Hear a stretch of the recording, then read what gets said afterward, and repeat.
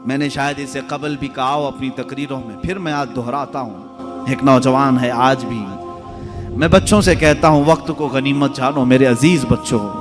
जो अल्लाह ने तुम्हें माँ बाप की दौलत से नवाजा है ये दोबारा नहीं मिलते। एक बार इनका जनाजा निकल जाता है तो दुनिया में अंधेरा छा जाता है। फिर दोबारा बाप की जैसी कोई छत भी नहीं मिलती और माँ के जैसा कोई साया भी नहीं मिलता। ये याद रखना हमेशा। एक नौजवान को मैंने देखा था, वो बड़ा अय्याश तबीयत का था। माँ बेवा है, बहुत पहले ही शौहर का इंतकाल हो गया था। बच्चा सिर्फ 4 साल का था या छोटा सा था। जब से वो घरों के काम कर करके अपने बच्चे को पालती थी। जवान हुआ तो औबाशों की सोहबत में लग गया, बदमाशों की सोहबत में आ गया।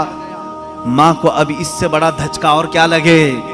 एक दिन आई थी मेरे पास रोते हुए, कहा गजब हो गया, जिंदगी ने पहले ही मेरे से शौहर की जुदाई, और मैंने ऐसे अय्याम काटे कि लोगों के जूठे बर्तन धोए इस उम्मीद पर कि एक बेटा है जवानी में, ये जब पहुंचेगा तो मेरे बुढ़ापे का सहारा होगा।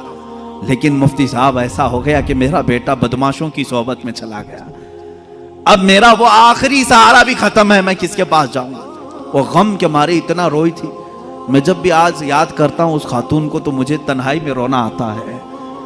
मैं जितनी कोशिश हो सकी, मैं कोई बहुत बड़ा मुअस्सिर आदमी नहीं हूं, एक छोटा तालिब इल्म। सोचा कि उस नौजवान बच्चे को बुलाऊं। उसके साथ मैंने थोड़ा वक्त गुजारा, उसे समझाया तेरी माँ की कदर और कीमत क्या है। वो एक बेवा है, एक बेवा है। वो 4 औरतों के साथ बैठने में शर्म करती है। क्या तू अपनी माँ के साथ वक्त नहीं बिताता? दुनिया में तेरे दोस्त होंगे, तुझे दोस्त छोड़ करके जाएं तो तुझे कितनी तकलीफ होती है। तू सोच अपनी माँ को, उसके तो कोई दोस्त नहीं और उसका बेटा भी उसको रात अकेला छोड़कर जाता है। वो रोया मेरे पास, कहा कि हजरत मैं वादा करता हूं अपनी माँ के लिए मैं काम करूंगा। मैंने समझाया। दूसरे दिन कहा मैं नौकरी के लिए तलाश में चलता हूं। मुझे वो बात आज भी याद है, तकरीबन 6-7 साल हो गए होंगे। वो नौजवान है अभी भी, वो सुनता भी होगा।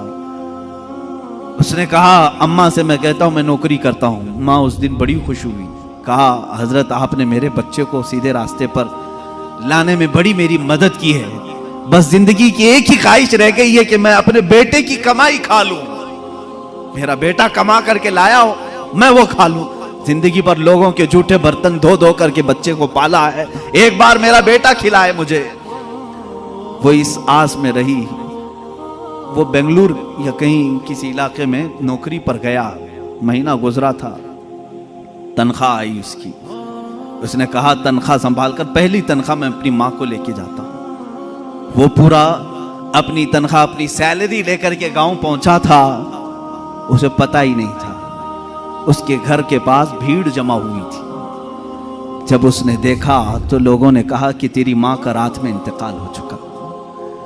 उसने वो पैसों का लिफाफा अपनी माँ के कदमों में रखा। आज तक जब कभी वो मिलता है तो फूट कर रोता है, कहता है मेरी माँ इसी आस में दुनिया से चली गई कि बेटे की एक कमाई खा लूं। लेकिन मुझसे ज्यादा बदनसीब कौन है इस दुनिया में जो माँ के कमाए हुए जूठे बर्तन को धोए हुए कमाई तो खा लिया, अपने हाथों का एक लुकमा में अपनी बेवा माँ को खिला नहीं सका। ऐ नौजवान हो, क्या इसी का नाम जिंदगी है?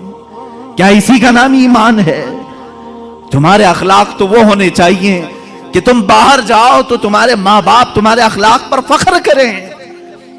तुम्हारी एक एक कमाई के लिए वो आज भी इंतजार में है। एक बात याद रखना, माँ बाप लालची नहीं है तुम्हारे, लेकिन सिर्फ उनकी ख्वाहिश ये होती है कि बेटा अपने पैरों पर खड़ा हो जाए।